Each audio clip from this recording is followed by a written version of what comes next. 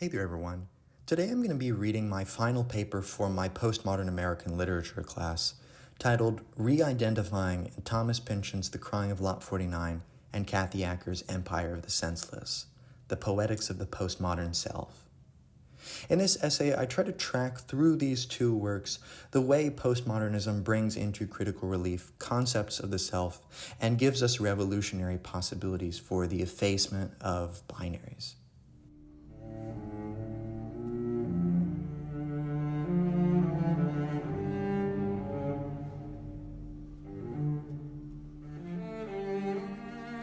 Postmodernism is simultaneously a response to and an embodiment of an identity crisis. After the Second World War, especially Western individuals were forced to re-examine a great deal of assumptions that had fueled culture, capitalism, and rational thought up until then. One of the principal challenges that postmodern writers brought to the many modernist assumptions was whether or not a unitary, abstract, and idealist notion of the self can be maintained any longer.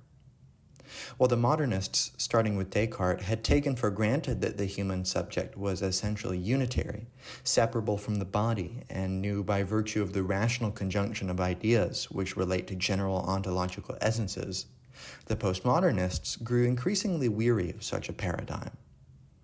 For them, this image of human selfhood is essentially a wish, dreamt up by Enlightenment rationalism to help justify anthropocentrism, colonialism, the subjugation of women, and more. Knowledge claims and production were no longer pure pursuits in the realm of ideas, but deeply culturally and politically infused pursuits involving a whole series of discursive tactics essentially concerned with the management of power. In Thomas Pynchon's The Crying of Lot 49 and Kathy Acker's Empire of the Senseless, we witness a preliminary sketch of what a decentralized, indeterminate, and liminal concept of the self might look like. Rather than conceiving of the self, these works challenge us to confront many selves that compete for coherent synthesis in a common body, leading to a conception of each instantiation as a self, marred by contingency and a lack of clarity. While this lack of clarity can be attributed to a number of socio-political pressures, such as the incessant axiomatic of capital's profit motive, patriarchy's incessant proliferation via force, and the presence of double consciousness perpetuated by the enforcement of a number of binaries, fundamentally, these novels challenge us to accept what I will call the fractured self, not as indicative of a lack which can be filled through a dialectical synthesis and a return to master narratives of salvation and transcendence. Instead, they challenge us to accept our contingency as beings engaged in the process of life, dealing with vocational, familial, sexual, social, and political ambivalence. In The Crying of Lot 49, Pynchon situates us in a living world populated by myriad unknown forces. Always teetering on the line between factual relaying of the brute facts of politics and culture and magical, superstitious paranoia, Oedipa Maas finds herself stared at by the greenish dead eye of the TV tube. Deliberately understood as dead, lacking in the capacities necessary to be called living, objects here nonetheless take on the power of subjectivity. With individual subjectivity counting less and less in a modern world where political authority is diffuse, spread throughout myriad institutions and executive and legislative bodies, as well as the everyday citizen being efficiently cycled through the job market with the sole purpose of producing productive profit, one can no longer locate power in a solitary sovereign such as a monarch. Instead, power extends ever more to become an omnipresent plane for coding behaviors and maximizing the efficiency of flows. As such, Oedipa finds her subjectivity fractured not by trauma, but by the generalizing tendencies of modern society itself, which abstracts her into an interchangeable producer of goods and services. As she drives into San Narciso, the architecture quickly makes its purpose known. Behind the banality and the utilitarian facade, it is about perfecting a system of habitable circulation in which every subject becomes identical to an object, capable of being known concretely and circulated by virtue of their exchange value as a useful laborer. What the road really was, she fancied, was this hypodermic needle inserted somewhere ahead into the vein of a freeway, a vein nourishing the mainlined LA, keeping it happy, coherent, protected from pain or whatever passes with the city for pain. Note the way in which this passage utilizes the biological imagery of veins, only to quickly turn in on itself, realizing that the equally biological concept of pain is hardly adequate to describe a city, that is, a collection of dead matter merely serving as a vessel for living entities. Already we can sense the resignation of the postmodern subject, who is forced to a flattened equivalence with the dead matter that encases them. What is the real difference between Oedipa and her car, her TV tube, or the lifeless city? After all, driving into San Narciso, she surveys a vast sprawl of houses which had grown up all together like a well-tended crop from the dull brown earth. And she thought of the time she'd opened a transistor radio to replace a battery and seen her first printed circuit. The ordered swirl of houses and streets from this high angle sprang at her now with the same unexpected, astonishing clarity as the circuit card had. The equivalence of any object to any other object, the result of a market which is ultimately only concerned with exchange value, use value only being instrumental, is laid bare here through the sudden and apathetic shift of topic matter from the cityscape to the circuit board. This equivalence of objects through the essentially life-blind process of symbolic equivalence also shows the generalizable logic that can be applied to even the most disparate-seeming domains. The same logic governing city design can be used to analyze circuitry. The axiomatic, which is both of their end goals, is essentially the same after all: profit. As such, Lot 49 is a book about the flattening of subject-object dualism as a result of late-stage capitalism, a process which threatens classical notions of individuality, autonomy, and truth. After all, it is notable that the logic governing the aforementioned hypodermic highway is not truth, but coherence, and an essential sanitization of subjectivity. Viewed as a confounding factor that risks clogging the predictable mechanisms of capitalism, every subject grows to be coded as if she or he were a moldable object. This flattening of the subject is one component part of the fracturing of the subject, but an equally necessary part of this process is the neutralization of community. Without a sense of community, subjects are unable to form a sense of belonging, and thereby are unable to gain a sense of class consciousness that can make sense of their life as a contingently, structurally coded element. During the play The Courier's Tragedy in Lot 49, which takes place in the third chapter, there is a moment where things really get peculiar, and a gentle chill and ambiguity begins to creep in among the words. Heretofore, the naming of names has gone on either literally or as metaphor, but now, as the Duke gives his fatal command, a new mode of expression takes over. It can only be called a kind of ritual reluctance. Certain things, it is made clear, will not be spoken aloud. Certain events will not be shown on stage, though it is difficult to imagine, given the excesses of the preceding acts, what these things could possibly be. This decisive moment, grafted from its context, can now be seen as the prescient analysis of the late 20th century that it is. Faced with the excesses of the preceding acts of World War II and the ensuing takeover of the United States as a global capitalist superpower, it is more clear than ever that the surface which the public sees, the theater of war or of politics, is an inadequate surface, reluctant to identify its own inadequacy, yet obviously remaining so. Reality becomes an obstinate surface of manipulated effects, yet the below-the-surface reality imagined by previous generations of thinkers is no longer recoverable.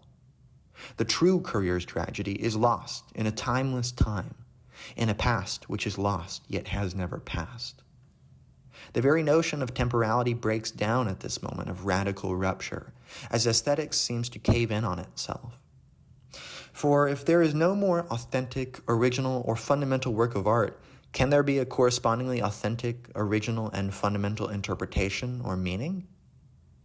The mode by which words are ascribed meaning is no longer the bare facts or the grounded metaphors of the past, but the incessant metonymy of différence. Meaning is defined only locally and by the illusion of presence and signification, with the ground of any of these marks being deferred to another signifier in a differential system of proliferating processes. Gone is the ground of identity that might secure Oedipus, and as the novel progresses, it becomes clear that she doesn't need a coherent purpose to function.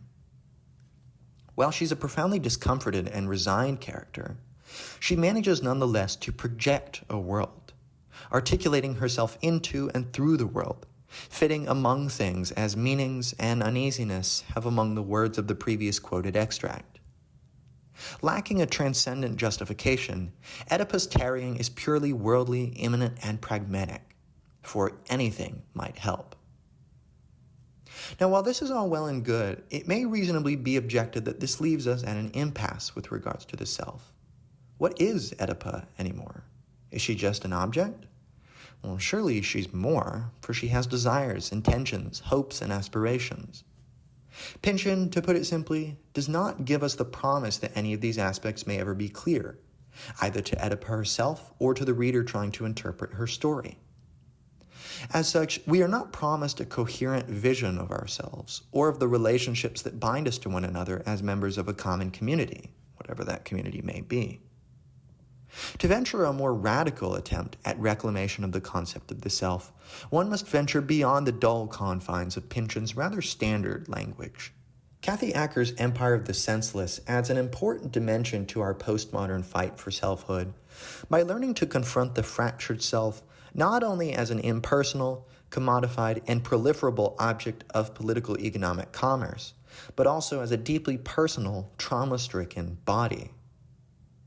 Deeply sympathetic to Pynchon's analysis of the flattening of subject-object dualism under the forces of capitalism, Acker states that what is always equal to who.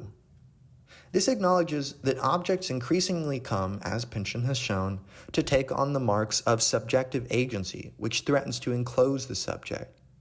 But conversely, if we reverse the phrase, which its logic would seem to allow, we recognize that every who is already a what, that everyone is fundamentally embodied, materially and existentially. I cannot escape my body, either as a material fact or as an existential fact. It carries with it a series of material obligations, such as sustenance and maintenance, as well as existential relevancies, such as feeling comfortable in one's body. However, the body is always concurrently marked, physically and symbolically, at the same time at which it is articulated. The earliest instances of Abor's life we lay witness to are her coding by her father, treated as a vessel for his narcissistic impulses, a means by which father had propagated. The traumatic and recurrent rape that Abor receives by her father flattens her subjectivity, such that fucking was love. No longer is there a delimitable difference between the violence and violation of sex and the security, intimacy, and innocence of love. Ruptured from the very beginning by real trauma, which marks her body irrevocably as violated and permeable, Abor is left in piles of her own blood just for fun. Her obsession with blood hinges on aesthetic transcendence, as she can and has been forced to confront the sheer weight of bodily materiality. Taught by her father to commit self-harm with razor blades from a young age, Abor speaks on the strange, aesthetic euphoria of confronting such brute, concrete facts of one's subjectivity. Thus, I learned how to approach and understand nature, how to make gargantuan red flowers like roses, blooming drops of blood, so full and dripping the earth under them, my body shook for hours afterwards. During those after hours, I fantasized my blood pouring outwards. This was relief that there were no decisions left. One might note the properly Pynchonian sense of deferred meaning of the body here, of the properly ritual reluctance that Abor summons in this passage, as she's torn between the self that wants to live, leap, and create, and the self that flees from the concrete, brute reality of the inescapably harsh world of the everyday beyond one's body. These two perspectives bifurcate in Empire of the Senseless to form our two main characters, Abor and Tabai, respectively. Abor embodies the self which is immanent, an aesthete to a fault and unmistakably embodied, whereas Tabai embodies the self unable to reconcile with the body, absorbed in worldly concerns and the existential depression and crossroads which result from such a confrontation. I've mentioned the word concrete several times in the preceding paragraph, And this word, considering its importance to the novel, deserves closer inspection. Acker plays with homonyms throughout the novel, and one of the most prominent acts of such play is with the word concrete. As an adjective, to be concrete is to be tangible, palpable, and distinct, and as such concords with abhor, who is deeply attuned to bodily experience. As a noun, concrete is a static aggregate of cement and water, but in such a way that the fluid principle of water is ultimately subdued by the stultifying force of the concrete. We're left with an obstinate, calcified factuality which concords with Tivai, who is a brute realist to the point of nihilism. Both of these aspects of concrete are necessary aspects of any concept of the self. The former, adjectival sense, is critical for keeping one grounded in one's body and the immediacy of affect that accompanies one's bodily experience, while the latter sense, as a noun, is crucial for recognizing the presence of the obstinate norms of society in which one finds oneself and the force that they hold on one. However, as vital and radical as one may be, the structures in which one finds oneself are not so quick to budge, and it is therefore immature and dangerous to resort solely to Abhor's bloodthirsty aestheticism and radicality. To wholly abandon that which encases one's life in concrete is to deny the resistance of one's own skin. The fact that to be embodied is to be within a body which sets certain factual limitations on one, or discursive limitations. Acker seeks to manipulate, stretch, and tear these boundaries, thereby enacting a pragmatics of resistance which acknowledges and gives credence to the presence resistances which already do exist, such as capitalism, patriarchy, and the family. To enact this radical aesthetics praxis of resistance to control and oppression, and thereby to reclaim the body, Acker shows the ambiguities of language, showing the methods by which the concrete yet fragmented self can confront the concrete strictures of, among many things, language itself. As Tivai speaks in the chapter Raise Us from the Dead, she says, "Unable to answer this question, I prayed to God about whom they had told me. God is he who is unknowable. My sister was so malicious and my nightmares were so violent that I knew any creator must be a sick pig. I named God sick pig and turd shit. Every time I saw a dog shit on the street, I thought of God." Now there's an intertextual reference here to James Joyce's Ulysses, in which Stephen Dedalus, in conversation with Mr. Deasy in the second chapter, articulates a rather idiosyncratic definition of God. Quote, "That is God. Hooray, aye, where are we?" "What?" Mr. Deasy asked. "A shout in the street," Stephen answered, shrugging his shoulders. Key to Kathy Acker's version is the even lower spin of her definition that God takes on. Lower than the mere shout of the everyman in the concrete-covered streets, Acker's definition seeps further into the unspoken, disgusting cracks of everyday life and language, subverting transcendence by attributing to God the lowest, most worldly characteristics: pigs, turds, shit, and sick. In so doing, Acker shows us to the collapse of the concrete. Both principles pressed into one anecdote, this passage is at once a confrontation with the tangible, palpable facts of the street and all its awful vitality, while at the same time articulating the institutionalized nature of God as an idea which has been crafted and grafted into the consciousness of the West like concrete, a stultified conglomerate of imposed ideas and sentiments. As such, we enact and embody the dualism of the concrete so central to the novel. Additionally to this, one might notice Tivai's later utterance at the end of the same chapter. "Oh, sis," I cried in silent words which are tears, tears in the fabrics of reality. "I will become you. I will become as unreal as you." Tivai's tears are at once embodied spillage secreted from the eyes, and at once material tears in the fabric of reality. In addition to the double entendre already implicated, I might add significantly for our purposes here a third meaning. The latter meaning of tear, as in to tear a fabric in two, is a homonym with tear, which is the weight of an empty container before its contents are added. As such, Tivai's tears symbolize the pregnant gaps in the fragmented self, which act as a container for the pieces and marks of society given to one for use. Abor is able to productively reclaim the power of these tears and tears, and their structuring function as a liminal container for an unsynthesized, unfinalized concept of the self, saying, this nothing society, this nothingness, being every possibility, heralds total carnival. Stealing the messianic imagery of heralding from its transcendent context, this romantic gesture of transcendence through well-crafted art is forced to meet its immanence, and in so doing, meet the liminality of bodily play as a uniquely crafted milieu for the re-identification of the self.